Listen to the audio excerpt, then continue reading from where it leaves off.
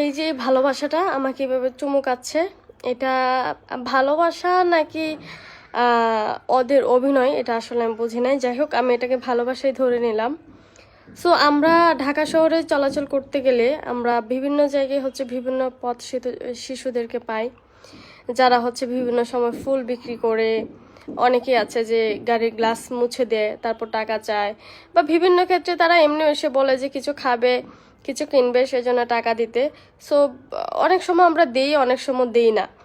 কিন্তু তারা আসলে কৌশলে অনেক কিছু করতে পারে। যেমন প্রথমে এসে আপনাকে বলবে যে আপু একটা ফুল নেন, একটা ফুল নেন। আর যারা হচ্ছে গার্লফ্রেন্ড বয়ফ্রেন্ড থাকে, সো ধরেন একটা ছেলে একটা মেয়ে হঠাৎ দেখা করতে গেছে, সো তাদের সামনে এসে যখন একটা ফুল নেন ফুল নেন বলবে, 10 টাকার ফুলটাকে নেওয়ার পরে প্রথমে বলবে যে ফুলটা নেন, তারপর আপনি যা ইচ্ছা তারপরে তাই দিয়েন। তারপর যখন সে ফুলটা নিবে, নেওয়ার পরে বলবেন না এখন আপনার 100 টাকা দিতে হবে। সো ছেলেটা মেয়েটার সামনে লজ্জিত হয় তখন, আর তখন সে 100 টাকা দিতেই বাধ্য হয়। সো এইভাবে আমরা অনেকেই হচ্ছে এটাকে এক ধরনের ব্ল্যাকমেল বলা হয়।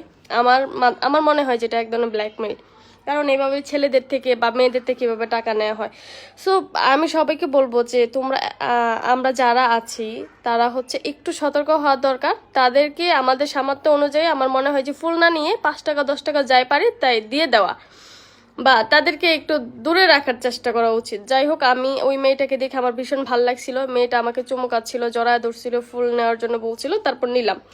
তো আমাকে বললো যে 2টা ফুল তুমি 40 টাকা দিও। এরপর হচ্ছে আমাকে বললো যে আপু তুমি 2টা ফুল হচ্ছে 20 টাকা করে 40 টাকা দাও। সো আমি 50 টাকা দিয়ে বললাম 10 টাকা তুমি পিচ্ছি মেয়েটাকে দিয়ে যাও। তখন রাজি না, না পিচ্ছি মেয়েকে 10 টাকা দিবেন না। তারপরে আমি আবার পিচ্ছি মেয়েটাকে